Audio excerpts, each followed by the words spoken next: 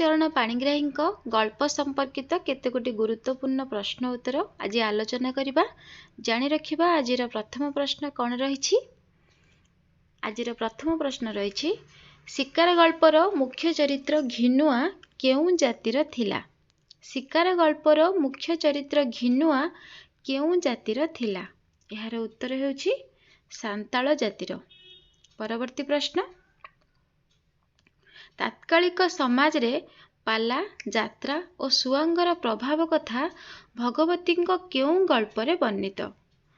प्रश्नटी पुणी थरे तात्कालिक समाज रे पाला यात्रा और सुआंगर प्रभाव भगवती केउं गल्परे वर्णित। यार उत्तर हेउछि मिश्रंग कोप। परवर्ती प्रश्न मिश्रंग कोप गल्परे मिश्रंग पुअर नाम कौन। मिश्रंग कोप गल्परे मिश्रंग पुअर नाम कौन। यार उत्तर हेउछि कूल। परवर्ती प्रश्न समाजवादी दर्शन सहित भाववादी दर्शनर चित्त संघर्ष भगवती चरण पाणिग्राही केउं गल्परे देखिबाकू मिले।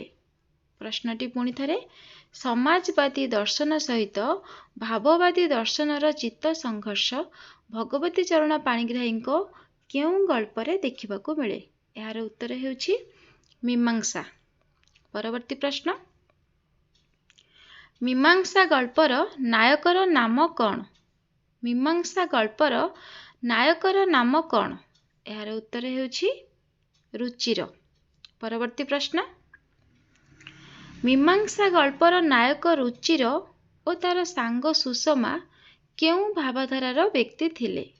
प्रश्नटी पुणी थरे मीमांसा गल्पर नायक रुचिर और तार सांग सुषमा केउं भावधारार व्यक्ति थिले। यार उत्तर हेउछि रुचिर नास्तिक और सुषमा आस्तिक भावधारार व्यक्तित्व थिले।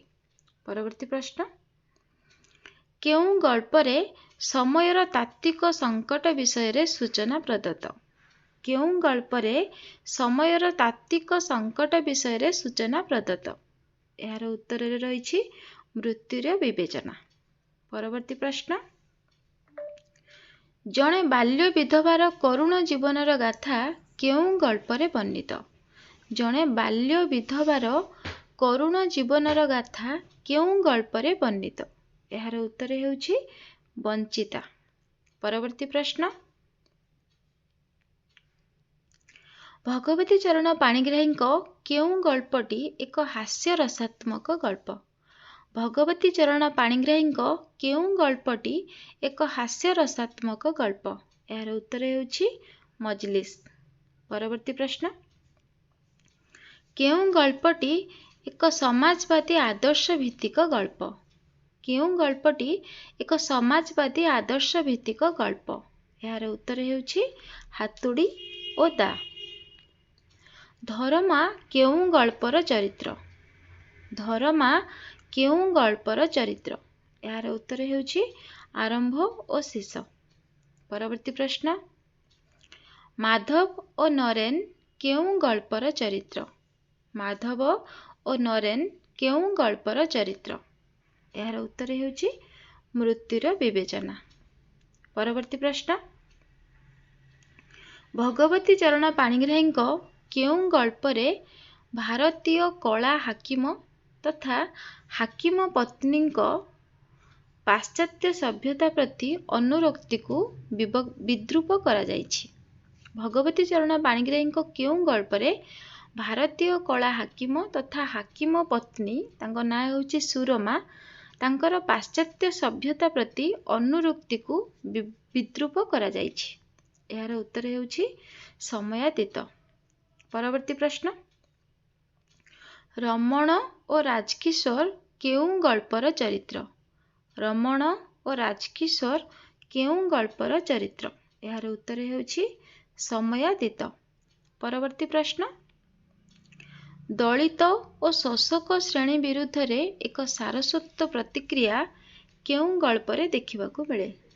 दलित और शोषक श्रेणी विरुद्ध रे एक सारस्वत प्रतिक्रिया केउं गल्परे देखिबाकू मिले। यार उत्तर हेउछि जीवनर समाधि। परवर्ती प्रश्न भगवती चरण पाणिग्राहीଙ୍କ କେଉଁ ଗଳ୍ପରେ ଫ୍ରଏଡୀୟ ମନୋବିଜ୍ଞାନର ଦ୍ୱନ୍ଦ୍ୱିକ ରୂପ ଦେଖିବାକୁ ମିଳେ? ପ୍ରଶ୍ନଟି ପୁଣି ଥରେ, ଭଗବତୀ ଚରଣ ପାଣିଗ୍ରାହୀଙ୍କ କେଉଁ ଗଳ୍ପରେ ଫ୍ରଏଡୀୟ ମନୋବିଜ୍ଞାନର ଦ୍ୱନ୍ଦ୍ୱିକ ରୂପ ଦେଖିବାକୁ ମିଳେ? ଏହାର ଉତ୍ତର ହେଉଛି ଜଙ୍ଗଲି। ପରବର୍ତ୍ତୀ ପ୍ରଶ୍ନ, ଭଗବତୀ ଚରଣ ପାଣିଗ୍ରାହୀ ସମୁଦାୟ କେତୋଟି ଗଳ୍ପର ସ୍ରଷ୍ଟା? ଭଗବତୀ ଚରଣ ପାଣିଗ୍ରାହୀ ସମୁଦାୟ କେତୋଟି ଗଳ୍ପର ସ୍ରଷ୍ଟା? ଏହାର ଉତ୍ତର ହେଉଛି 12ଟି। ପରବର୍ତ୍ତୀ ପ୍ରଶ୍ନ, ଭଗବତୀ ଚରଣ ପାଣିଗ୍ରାହୀଙ୍କ ପ୍ରଥମ ଗଳ୍ପର ନାମ କ'ଣ ଓ ଏହା କେଉଁ ପତ୍ରିକାରେ ପ୍ରକାଶ ପାଇଥିଲା? ପ୍ରଶ୍ନଟି ପୁଣି ଥରେ, ଭଗବତୀ ଚରଣ ପାଣିଗ୍ରାହୀଙ୍କ ପ୍ରଥମ ଗଳ୍ପର ନାମ କ'ଣ ଓ ଏହା କେଉଁ ପତ୍ରିକାରେ ପ୍ରକାଶ ପାଇଥିଲା? ଏହାର ଉତ୍ତର ହେଉଛି ଜଙ୍ଗଲି। 1929 ମସିହାରେ ଉତ୍କଳ ସାହିତ୍ୟ ପତ୍ରିକାରେ ଏହି ଗଳ୍ପଟି ପ୍ରକାଶ ପାଇଥିଲା। ପରବର୍ତ୍ତୀ ପ୍ରଶ୍ନ, ଭଗବତୀ ଚରଣ ପାଣିଗ୍ରାହୀଙ୍କ ଦ୍ୱିତୀୟ ଗଳ୍ପର ନାମ କ'ଣ? ଭଗବତୀ ଚରଣ ପାଣିଗ୍ରାହୀଙ୍କ ଦ୍ୱିତୀୟ ଗଳ୍ପର ନାମ କ'ଣ? ଏହାର ଉତ୍ତର ହେଉଛି ଜୀବନର ସମାଧି। ଏହି ଗଳ୍ପଟି 1932 ମସିହାରେ ସହକାର ପତ୍ରିକାରେ ପ୍ରକାଶ ପାଇଥିଲା। ପରବର୍ତ୍ତୀ ପ୍ରଶ୍ନ, ଜାତୀୟ ମୁକ୍ତି ସଂଗ୍ରାମ ଓ ଲବଣ ସତ୍ୟାଗ୍ରହର ଆବେଦନ ଭଗବତୀ ଚରଣ ପାଣିଗ୍ରାହୀଙ୍କ କେଉଁ ଗଳ୍ପରେ ଦେଖିବାକୁ ମିଳେ? ଜାତୀୟ ମୁକ୍ତି ସଂଗ୍ରାମ ଓ ଲବଣ ସତ୍ୟାଗ୍ରହର ଆବେଦନ ଭଗବତୀ ଚରଣ ପାଣିଗ୍ରାହୀଙ୍କ କେଉଁ ଗଳ୍ପରେ ଦେଖିବାକୁ ମିଳେ? ଏହାର ଉତ୍ତର ହେଉଛି ସମୟାତୀତ। ପରବର୍ତ୍ତୀ ପ୍ରଶ୍ନ, ସମୟାତୀତ ଗଳ୍ପଟି କେବେ ଓ କେଉଁ ପତ୍ରିକାରେ ପ୍ରକାଶ ପାଇଥିଲା? ସମୟାତୀତ ଗଳ୍ପଟି କେବେ ଓ କେଉଁ ପତ୍ରିକାରେ ପ୍ରକାଶ ପାଇଥିଲା? ଏହାର ଉତ୍ତର ହେଉଛି 1932 ମସିହାରେ ସମୟାତୀତ ଗଳ୍ପଟି ସହକାର ପତ୍ରିକାରେ ପ୍ରକାଶ ପାଇଥିଲା। ପରବର୍ତ୍ତୀ ପ୍ରଶ୍ନ, ପିତା ଓ ପୁତ୍ରଙ୍କ ସମ୍ପର୍କ ବର୍ଣ୍ଣିତ ମିଶ୍ରଙ୍କ କୋପ ଗଳ୍ପଟି କେବେ ଓ କେଉଁ ପତ୍ରିକାରେ ପ୍ରକାଶ ପାଇଥିଲା? ପିତା ଓ ପୁତ୍ରଙ୍କ ସମ୍ପର୍କ ବର୍ଣ୍ଣିତ ମିଶ୍ରଙ୍କ କୋପ କେବେ ଓ କେଉଁ ପତ୍ରିକାରେ ପ୍ରକାଶ ପାଇଥିଲା? ଏହାର ଉତ୍ତର ହେଉଛି 1932 ମସିହା ସହକାର ପତ୍ରିକା। ପରବର୍ତ୍ତୀ ପ୍ରଶ୍ନ, ବଞ୍ଚିତା ଗଳ୍ପଟି କେବେ ଓ କେଉଁ ପତ୍ରିକାରେ ପ୍ରକାଶ ପାଇଥିଲା? ବଞ୍ଚିତା ଗଳ୍ପଟି କେବେ ଓ କେଉଁ ପତ୍ରିକାରେ ପ୍ରକାଶ ପାଇଥିଲା? ଏହାର ଉତ୍ତର ହେଉଛି 1932 ମସିହାରେ ବଞ୍ଚିତା ଗଳ୍ପଟି ସହକାର ପତ୍ରିକାରେ ପ୍ରକାଶ ପାଇଥିଲା। ପରବର୍ତ୍ତୀ ପ୍ରଶ୍ନ, ହାସ୍ୟରସାତ୍ମକ ଗଳ୍ପ ମଜଲିସ୍ କେବେ ଓ କେଉଁ ପତ୍ରିକାରେ ପ୍ରକାଶ ପାଇଥିଲା? ହାସ୍ୟରସାତ୍ମକ ଗଳ୍ପ ମଜଲିସ୍ କେବେ ଓ କେଉଁ ପତ୍ରିକାରେ ପ୍ରକାଶ ପାଇଥିଲା? ଏହାର ଉତ୍ତର ହେଉଛି 1935 ମସିହା ଭଞ୍ଜ ପ୍ରଦୀପ ପତ୍ରିକାରେ ମଜଲିସ୍ ଗଳ୍ପଟି ପ୍ରକାଶ ପାଇଥିଲା। ପରବର୍ତ୍ତୀ ପ୍ରଶ୍ନ, ଶିକ୍ଷିତ ବେକାର ଯୁବକକୁ ନେଇ ରଚିତ ମୃତ୍ୟୁର ବିବେଚନା ଗଳ୍ପଟି କେବେ ଓ କେଉଁ ପତ୍ରିକାରେ ପ୍ରକାଶ ପାଇଥିଲା? ଶିକ୍ଷିତ ବେକାର ଯୁବକକୁ ନେଇ ରଚିତ ମୃତ୍ୟୁର ବିବେଚନା ଗଳ୍ପଟି କେବେ ଓ କେଉଁ ପତ୍ରିକାରେ ପ୍ରକାଶ ପାଇଥିଲା? ଏହାର ଉତ୍ତର ହେଉଛି 1934 ମସିହା ଯୁଗବୀଣା ପତ୍ରିକାରେ ପ୍ରକାଶ ପାଇଥିଲା। ପରବର୍ତ୍ତୀ ପ୍ରଶ୍ନ, ଧୀବର ଓ ଧୀବର ପତ୍ନୀର ପ୍ରେମକୁ ନେଇ ରଚିତ ଝଡ଼ ଗଳ୍ପଟି କେବେ ଓ କେଉଁ ପତ୍ରିକାରେ ପ୍ରକାଶ ପାଇଥିଲା? ଧୀବର ଓ ଧୀବର ପତ୍ନୀର ପ୍ରେମକୁ ନେଇ ରଚିତ ଝଡ଼ ଗଳ୍ପଟି କେବେ ଓ କେଉଁ ପତ୍ରିକାରେ ପ୍ରକାଶ ପାଇଥିଲା? ଏହାର ଉତ୍ତର ହେଉଛି 1934 ମସିହା ଯୁଗବୀଣା ପତ୍ରିକା। ପରବର୍ତ୍ତୀ ପ୍ରଶ୍ନ, ପ୍ରେମରେ ପ୍ରତାରିତ ହୋଇଥିବା ଦରିଦ୍ର ଯୁବକ ଧର୍ମକୁ ନେଇ ରଚିତ ଗଳ୍ପ ଆରମ୍ଭ ଓ ଶେଷ କେବେ ଓ କେଉଁ ପତ୍ରିକାରେ ପ୍ରକାଶ ପାଇଥିଲା?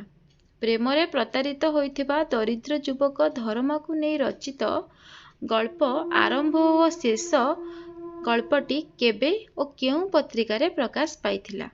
ଏହାର ଉତ୍ତର ହେଉଛି 1934 ମସିହା ଯୁଗବୀଣା ପତ୍ରିକା। ପରବର୍ତ୍ତୀ ପ୍ରଶ୍ନ, ଭଗବତୀ ଚରଣ ପାଣିଗ୍ରାହୀଙ୍କ ମୀମାଂସା ଗଳ୍ପଟି କେବେ ଓ କେଉଁ ପତ୍ରିକାରେ ପ୍ରକାଶ ପାଇଥିଲା? भगवती चरण पाणिग्राहीଙ୍କ मीमांसा गल्पटी केबे ओ केउं पत्रिकारे प्रकाश पाइथिला? यार उत्तर हेउछि 1934 मसीहा जुगबीणा पत्रिका। परवर्ती प्रश्न, शिकार गल्पटी केबे ओ केउं पत्रिकारे प्रकाश पाइथिला? शिकार गल्पटी केबे ओ केउं पत्रिकारे प्रकाश पाइथिला? यार उत्तर हेउछि 1936 मसीहा आधुनिक पत्रिका। आजिर शेष प्रश्न, भगवती चरण पाणिग्राहीଙ୍କ शेष गल्पर नाम कौन ओ एहा केउं पत्रिकारे प्रकाश पाइथिला? शेष प्रश्नटी पुणी थरे, भगवती चरण पाणिग्राहीଙ୍କ शेष गल्पर नाम कौन ओ एहा केउं पत्रिकारे प्रकाश पाइथिला? यार उत्तर हेउछि हातुड़ी ओदा। एही गल्पटी आधुनिक पत्रिकारे 1936 मसीहारे प्रकाश पाइथिला। जदि आपण मानकु आम भिडियो नुआ किसी जानिबाकु मिलुଥାଏ तेबे आउ केउ केउ विषय रे वीडियो प्रस्तुत कले आपनक कार्य रे लागिवो निजर मतामत प्रदान करंतु। Thank you.